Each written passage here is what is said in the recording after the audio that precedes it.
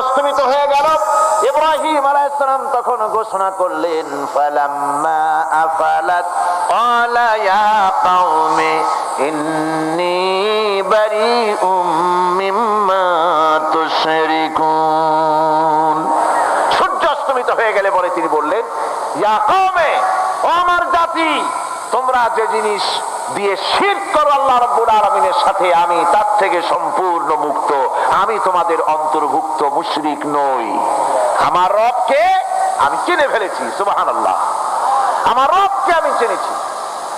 ইব্রাহিম আলাইহিস সালাম ঘোষণা করলেন, ইন্নী ওয়াজ্জাহতু ওয়াজহিয়া লিল্লাযী ফাতারাস সামাওয়াতি ওয়াল আরদা হানিফা। জানেন আপনারা এটা?